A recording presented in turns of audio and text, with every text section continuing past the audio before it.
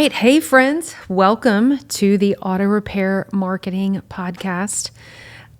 Normally, you would be hosted by Brian and myself, but I kicked him out of the studio today. And so you've just got me, Kim Walker. And I'm super excited to talk with you today about something on my heart that I picked up on our long trip out west to visit shops and all of that. So before I dig into that, let me thank our friends at RepairPal for providing you with this episode. RepairPal is the key that unlocks more business for your auto repair shop. You can learn more by heading over to repairpal.com/shops. So here's the deal. Today, I am going to be talking to shops about being disconnected, feeling like they're on an island, they're the only shop with this issue or this struggle or whatever it might be. And I mean, I love helping, connecting people and pointing people to resources and all this kind of stuff. And it's just kind of my nature. But when we took our trip recently, which I will tell you a little bit more about that in case you missed that episode, on multiple occasions, we found ourselves having conversations with shops who weren't involved in the industry. And, we get customers at Shop Marketing Pros that find us on Google very often. And I forget that could just be a shop owner who literally just, they just did a Google search and that's how they found us, because most of our clients have a coach. They're super involved in the industry. They send their technicians away to training. They go to training. They go to all these events. They're part of an association. And so for some of our shops that are not doing all that, I don't think about that they're not connected. So as you may know, Brian and I left in early April, I think April 3rd, on a trip from Louisiana. We went all the way up to Utah, all the way down almost all the West Coast, and then back. So I think it was 7 states, about a month. We stayed in 15 different places. We visited, 15, 16 different shops. Almost all of them were clients of ours. There were 1 or 2 that were not clients. They're just people in the industry that we knew and wanted to visit their shop. And so, talking to them, we go in the shop and we visit, and we're hearing all the good, the bad, and the ugly, right? We're taking a tour and we're hearing about their history and their story, where they were, where they are now, where they want to go, struggles, and all of this. And it brought me back to when Brian and I had our shop. We had Peak Automotive, and Brian had the shop by himself for about a year before he asked me to leave my career and join him. And I don't know, within a year or so, I remember this desperate feeling of, is this how it's always going to be? Like, surely no other shop is, on the outside you look and see, and everybody looks like they're doing great. And so it just got to be this, we felt, and I'm going to say this phrase, and it's used so often, and we heard it multiple times, but like, you feel like you're on an island. I'm the only shop owner dealing with this. I'm the only shop owner. And so you just feel alone and disconnected. Like, how am I going to make it through this? And I just remembered that desperate feeling like, man, when are we going to get to go on vacation? When are we going to not feel like we're working 24 hours a day, 7 days a week? It was just like hopeless. And it wasn't until we got involved in the industry, and I can go through that whole story of how that happened, but it started with one thing, direct mail. Something came in the mail and we picked it up. And I remember us seeing on this postcard a picture of a couple sitting on the beach in these, how do you say, Adirondack chairs or whatever. And they just looked like relaxed. And that was the whole point of the marketing message of this piece, was to get people to see that there's hope for you. Come to this class, whatever. And so we went to this workshop, and that is what opened our eyes to realize that there's a whole world out there of shop owners in this industry. You know, you tend to think everybody is a competitor. And so it's like, fend for yourself, everybody. We never knew that there was an industry of like-minded people, right? Other shop owners who cared about helping one another, that there was education and training. And so it just opened our eyes up to a whole new world.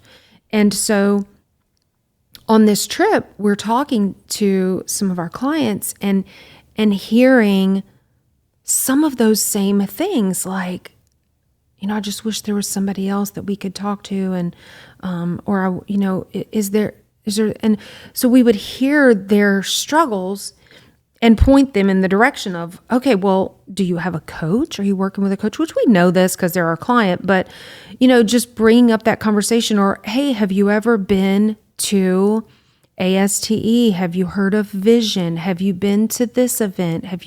Do you go to this? Are you a member of your industry association in your state or in your region? You know, just asking these questions. Or it would be a shop owner who, let's say, owns a performance shop or a diesel shop, or it might be a shop who specializes in off-road vehicles and 4x4s and all that kind of stuff. And so we realized, oh, wait, you do this in your shop? We need to introduce you to this client who does the same thing, but they're just in another state. And I remember one particular client specifically that when I would mention some of these things, his entire physical being changed. He smiled, he lit up. It was like hope came over him, and he realized, I am not on an island. And so in that same conversation with this one specific client, it brought me back to that movie Castaway.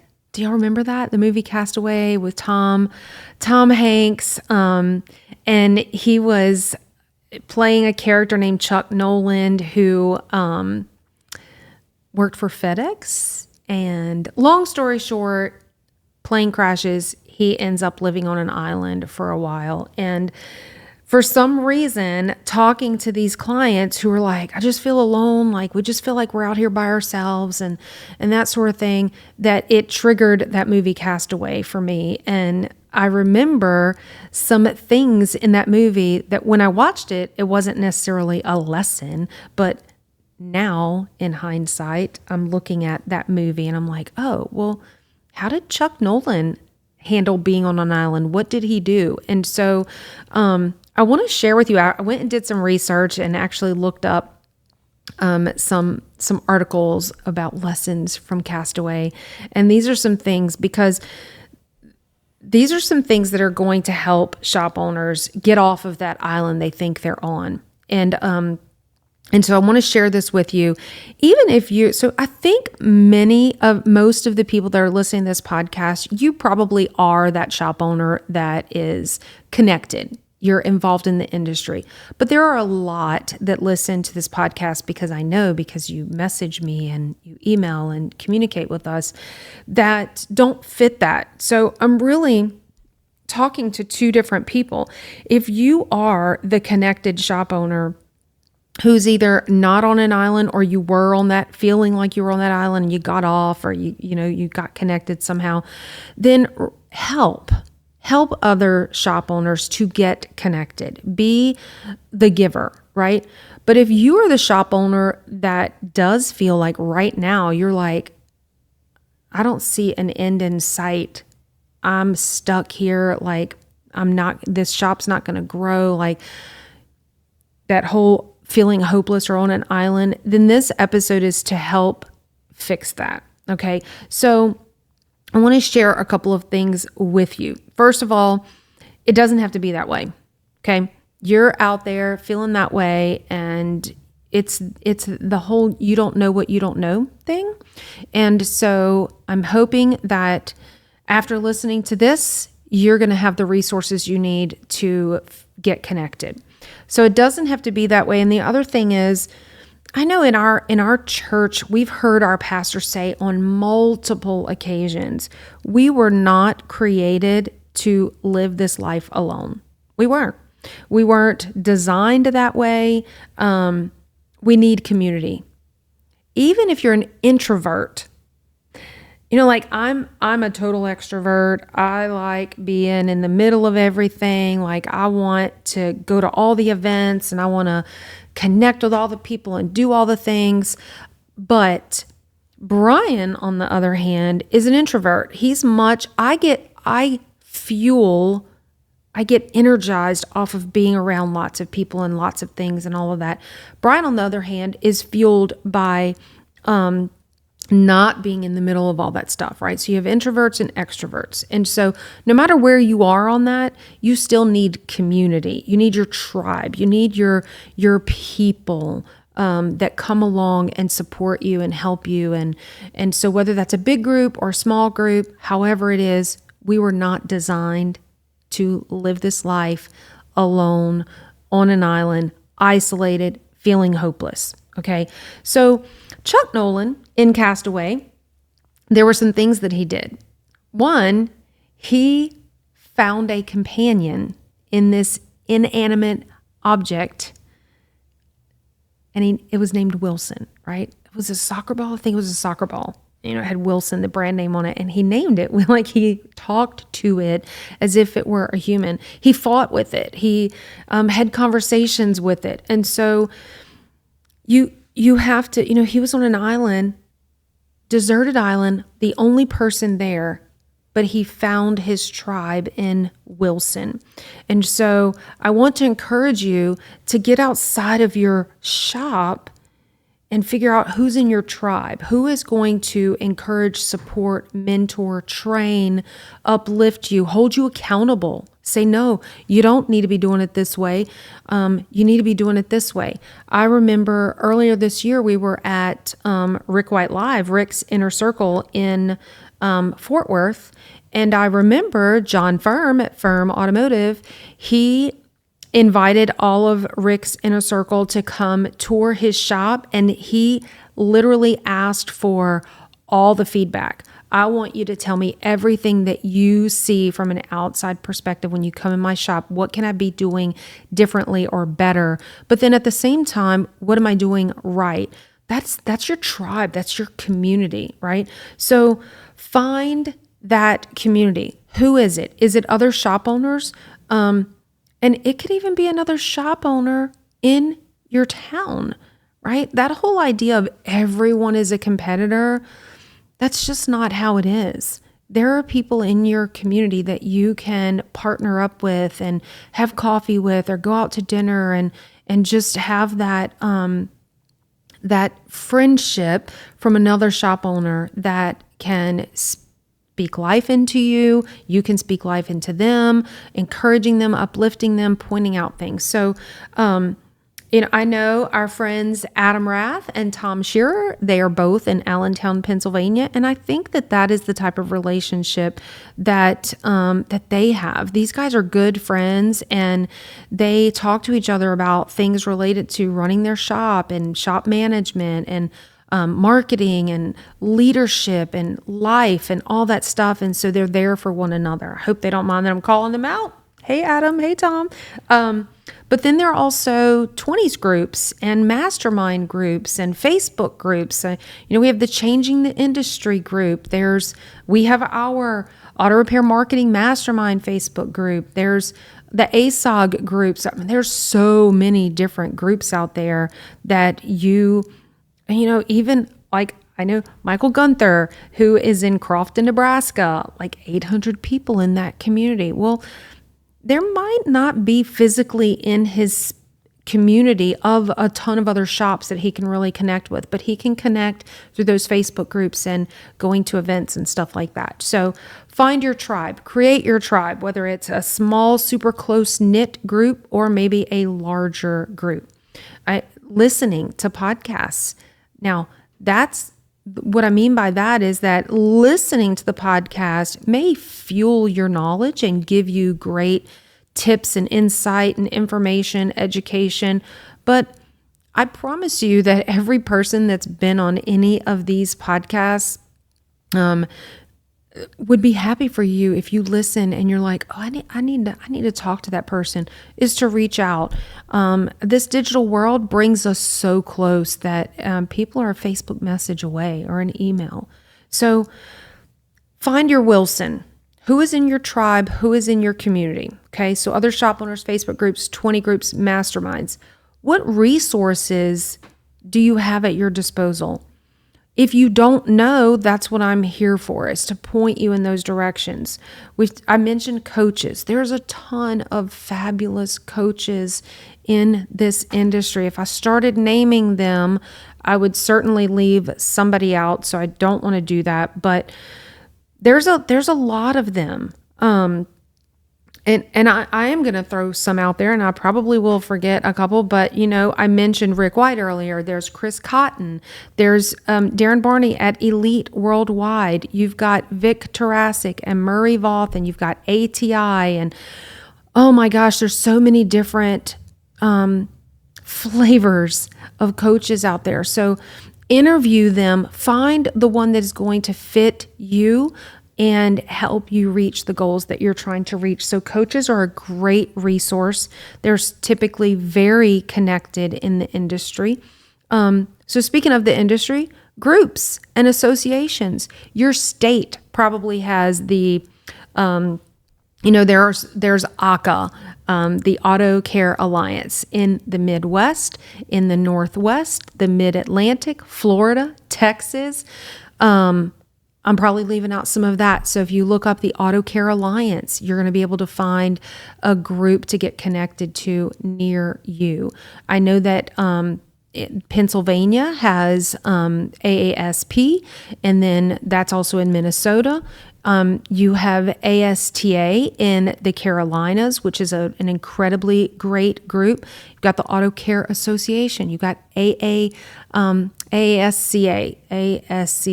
in California, which is a very active group.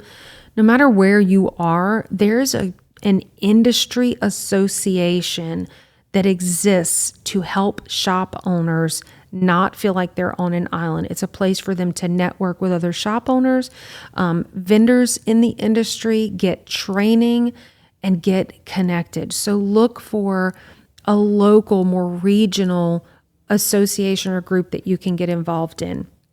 I mentioned ASOG earlier. ASOG is a free group of shop owners. It's a group on Facebook, so you want to look for that. I also mentioned the Changing the Industry Facebook group. And that is also has a great podcast that you can listen to. But the industry events, I just rattled off a ton of industry associations. Most of those associations are also putting on events that you can attend. So most of our shops that are our clients are attending these events. They're going for the networking. They're going for the education and training in the management area. Their techs are attending training. So just some of them include, and I'm going to try to go back to the beginning of the year and think through the year. So there's Vision, usually in March in Kansas City, which is put on by the Midwest Auto Care Alliance. And then there's, depending on who you buy your parts from, right? So WorldPack has STX every other year. And then Ratchet and Wrench has a conference in the summertime, I think, usually, or September. ASTE in the Raleigh, Durham, Cary area of North Carolina in September. You've got Apex that happens in Vegas with the Auto Care Association. And then there's plenty other ones as well. I know that I'm leaving some out, but the coaching groups have their own conferences. I know that ATI just had the super conference down in Puerto Rico. They do that every spring. The Institute for Automotive Business Excellence, they have the summit that happens. They have Mars, which is a marketing conference. ASCCA, they have their conference. So look, training is not an issue. Connecting, networking. There are events all across the country, practically at all times of the year, that either you can attend, your whole shop can attend, you can send your service advisor off for training, you can send your technicians off for training.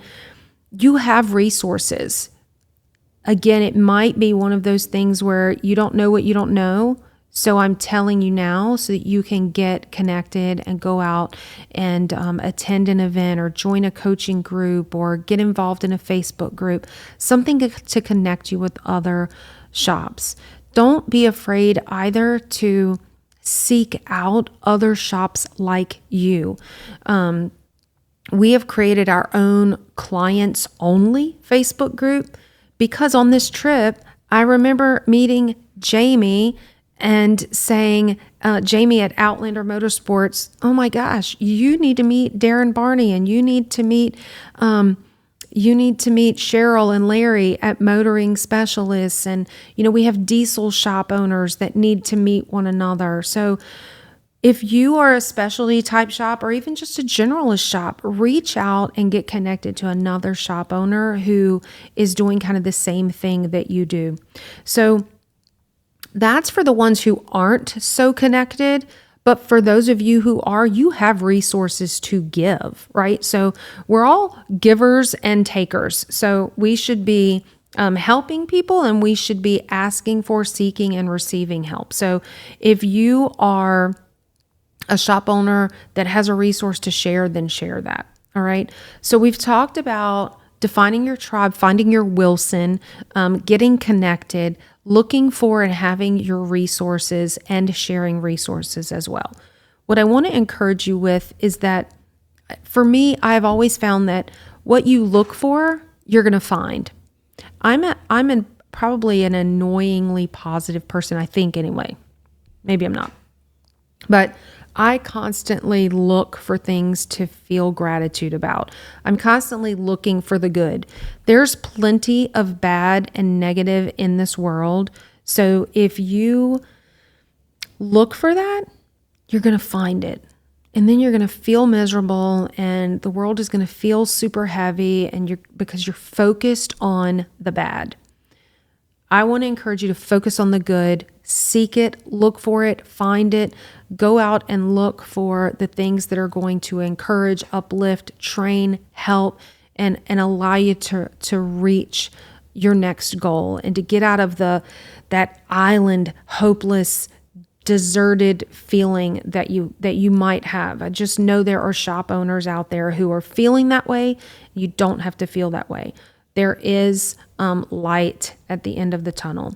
So, when we're talking about this whole island feeling, I want to rid that. I want to help you get connected. If you have questions, if you have a need, if you're like, I need another shop owner friend who specializes in this, or maybe someone who has been through this season that I'm in and they got onto the other side of it, or whatever it might be, send us an email, podcast@shopmarketingpros.com. That will come to me. It also comes to Brian, and tell me, hey, Kim, I listen to your podcast and I am that shop owner living on an island. And we'll just have a conversation. And if I can point you in the direction of whatever it might be, a free resource, a paid resource, a group, a training event, whatever it might be, I will happily point you in that way. I am 100% positive, confident, convinced that God put me on this earth to teach, connect, and serve. So if I can help you, email me and I will help you. So I want to end by encouraging you to be a receiver, be a giver, be a connector, be a helper. Whether you need to receive in this season, receive. If you need to give in this season, give. Whatever it is, figure it out, take the action and the step to move yourself forward. So that's what I have for you today. It just really was like a burden on my heart when Brian and I were on this trip, and I was just hearing from people that were doing good in their shop. They were doing well for English teachers. They were doing well in their shop, but they just needed that network, that connection. And so I wanted to share my thoughts with you about that today. So with all of that said, I also want to invite you to join our private Facebook group, which is the Auto Repair Marketing Mastermind. Go look that up on Facebook. Join that group. That is just a whole bunch of shops who are in there helping one another. The conversation is typically centered around marketing, of course, but I invite you to go there. And I will put a few links in our show notes here. So if I mention something that you're looking for, go take a look at that. So thanks again for listening to the Auto Repair Marketing Podcast on Aftermarket Radio Network. We are just one of 5 great shows on the network. You can find them all at aftermarketradionetwork.com or on your favorite podcast listening app like Spotify, Apple Podcasts, Google Podcasts, and many others. Tune in for another episode next week, and until then, go fill those bays.